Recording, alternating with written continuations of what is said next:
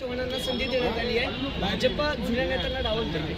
हा भाजपचा अंतर्गत प्रश्न आहे, त्याबद्दल मी भाष्य करणं काही योग्य होणार नाही. त्यांना जे योग्य वाटतं ते निर्णय घेत आहेत. अशोक चव्हाणांचा कालप्रवेश होतोय आणि आज त्यांना राज्यसभा मिळते, तर एकंदरीत हे पूर्व ठरलेलं होतं असं तुम्हाला वाटतंय का, आणि त्या ह्याच्यावर काय म्हणतात? त्याच्या वाटाघाटी बऱ्याच दिवसापासून चालल्या होत्या. त्यांना उपमुख्यमंत्री आणि एक महत्त्वाचं खातं महाराष्ट्राच्या कॅबिनेटकडे पाहिजे होतं, ते काही मान्य झालं नाही. त्याला बराच विरोध झाला, त्यामुळं त्यांना आता एका दृष्टीनं महाराष्ट्राच्या राजकारणाच्या बाहेरच काढलेलं आहे. त्यांनी ते मान्य केलं तर त्यांना लखलाभ आहे, त्यांना शुभेच्छा. आणि काही काँग्रेसचे आमदार जाणार आहेत असं म्हणतात भाजपामध्ये, तर तुम्हाला काय अशी ऑफर आली का बाबा? कुणी जाणार नाही. एक लक्षात अशोकरावांच्या बरोबर कोण जाणार, अशा ज्या ते त्यांचंच पुनर्वसन झालं नाही. आता इतरांचं ते आता काय संरक्षण करणार? तुम्हाला काय ऑफर आली का? मला कोण ऑफर नाही, पण सातत्याने भाजप असे नेते तुमचे फोडतं, नंतर वापर करतात पुन्हा फेकून देतं. म्हणजे राणेंचं उदाहरण सांगता येईल याच्यात. आता काय ते नेते जात आहेत त्यांनी विचार करायचा तो. आता त्यावर मी काय भाष्य करणार? सर, जरांगे पाटलांचा रोल काय महाविकास आघाडी? आमची महाविकास आघाडीची जागा वाटपाची चर्चा चालू आहे. त्या दुर्दैवाने त्या चर्चेमध्ये अशोकराव चव्हाण एक प्रमुख घटक आमच्या बाजूने होते. आता ते गेले, आता ते आमची चर्चा चालू असताना सगळ्या बातम्या ते कुठे काय करत होते ते काय माहीत नाही. त्यामुळे पुन्हा ही चर्चा सुरू करावी लागेल. पण आत्तापर्यंत अतिशय सौहार्दपूर्ण वातावरणात चर्चा चालू आहे. अंतिम निर्णयापर्यंत आम्ही पोहोचलेलो आहोत. एकदा अंतिम निर्णय झाला की तुम्हाला सगळं सर, गेल्या वेळेस पण विखे चर्चेमध्ये होते, ऐक ना, गेल्या वेळेस पण चर्चा पुन्हा सुरू होणार आहे. चर्चा अजून संपली नाही, चालू आहे. विखे साहेब गेल्या वेळेस होते, ते असे सोडून गेले, आताही तेच होतंय. मग पक्षश्रेष्ठींची कुठे माणसं ओळखताना गल्लत होते. आता तुम्ही पक्षश्रेष्ठींना विचारणार, मी कसं सांगणार? नाही बाबा, पण मग तुमच्यासारख्या क्लीन इमेज माणसाला का साईडलाईन केलं जातंय? नाही, मला वाटत नाही की कुठला चौथा उमेदवार दिला जाईल.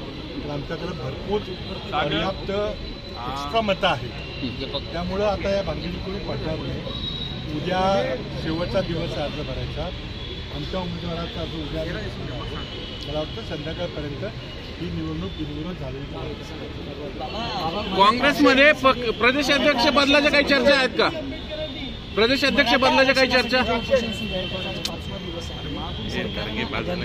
सरकारने GR दिला होता, गुलाल उधळण्यात आला होता. सरकारनं फसवणूक केली असं आहे की जरांगे पाटलांची आणि मुख्यमंत्र्यांची काय चर्चा झाली, मुख्यमंत्र्यांनी त्यांना काय आश्वासन दिलं, ते आश्वासन दिलं त्यांनी गुलाल उधळलं, त्यात खोट्यात चर्चा अशी आहे की 2 दिवसाचं विशेष अधिवेशन लवकर घेतलं जाईल. आम्हाला अजून त्याची काहीही माहिती नाही. मीडियामधून आम्ही ती चर्चा ऐकतोय. परंतु आता 26 तारखेचं अधिवेशन आहे. त्या अधिवेशनामध्ये काही सरकार नवीन निर्णय घेणार आहे का माहिती नाही. पण आता हे एकनाथ शिंदेनाच विचारावं लागेल.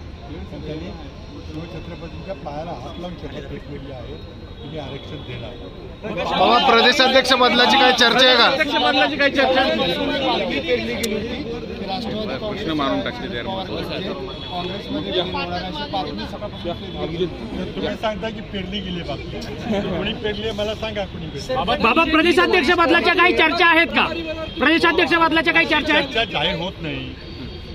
अंतर्गत आहे का? नेते काँग्रेसमधले गेलेले येणारा काळ सगळ्या निवडणुकींचा आणि काँग्रेसची नवीन रणनीती या सगळ्या निवडणुकींसाठी कशी असेल? कारण की आता सगळ्या बैठकांचं सत्र मुंबईत सुरू होईल. अशोक चव्हाण गेल्याने काँग्रेसला काही मोठा फटका दगा बसण्याची शक्यता आहे. पण कुणीही नेता जरी सोडून गेला नुकसान होतं.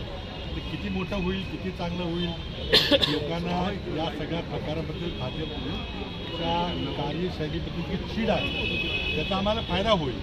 परंतु कार्यकर्त्यांनी कोणी सोडून जाऊ नये असे आमचे प्रयत्न असतात. पण कुणी कुठली अपरियता होती, कुणावर काय दबाव होता, कुणाला काय पद दिलं गेलं हे आम्हाला माहिती नाही. कुणाला काही राज्यसभेची ऑफर दिली गेलेली आहे, कुणाला जो काही चौकशी संस्थांची जो जात आहे त्यातून सुटका देण्याची आणि शांत झोप येण्याची व्यवस्था करायचा प्रयत्न आहे. पक्षाकरता कोण गेले त्यांना विचारलं पाहिजे. फडणवीस एक मिनिट फडणवीस म्हणत होते की डीलर सातत्याने अशोक चव्हाण यांच्यावर डीलर म्हणून अशोक चव्हाणांच्या बाबतीमध्ये एकूण 4 दिवसापूर्वी केंद्र सरकारच्या व्हाईट पेपरवर युपीए सरकारच्या कारकिर्दीतील त्यांनी तथाकथित घोटाळ्यांची यादी जी प्रसिद्ध केली होती त्यामध्ये आदर्श हाऊसिंग सोसायटी स्कॅम म्हणजे माजी सैनिकांच्या करता असलेल्या जमिनीमध्ये कशा प्रकारचा घोटाळा केला गेला तो खटला कोर्टात चालू आहे असं भाजपच्या श्वेतपत्रिकेमध्ये लिहिलेलं आहे आणि 3 दिवसात सत्तांतर होत नाही. हीच घटना भोपाळमध्ये जेव्हा नरेंद्र मोदी 70,000 कोटीचा सिंचन घोटाळ्याचं बोलले 3 दिवसात सत्तांतर झालं. तर हे भाजपची स्टाईल आहे. बाबा देवेंद्र फडणवीस जे घोटाळ्याची चौकशी व्हावी असं वाटतं. पंतप्रधानांनी आश्वासन दिलेलं आहे की खटला चालू आहे. आता खटला न्यायालयात चालू असतो, चौकशी चालूच आहे, खटला चालूच आहे. तुम्ही नव्याने मागणी करता का पुन्हा काँग्रेसची फाईल ओपन करावी? काँग्रेसची काय भूमिका असणार? जे डीलर आहेत आणि त्याच डीलर बरोबर आता ते जोडून घेत आहेत आणि म्हणतात एक विश्वासू नेता मोठा नेता मिळालेला आहे. हे दोन्ही कसं काय वागतं? कालचा लीडर झालाय. नरेंद्र मोदींची 2019 पूर्वीची नांदेडमधली भाषणं आपण पाहिली असतील किंवा देवेंद्र फडणवीसांचं वक्तव्य त्यांना काहीही त्याचा विषय नाही, घेणं देणं नाही. कुणालाही ते भ्रष्टाचारी म्हणतात, 70,000 कोटीचा घोटाळा म्हणतात, आदर्श हाऊसिंग स्कॅम म्हणतात आणि लगेच ना पक्षामध्ये समाविष्ट करून घेतात.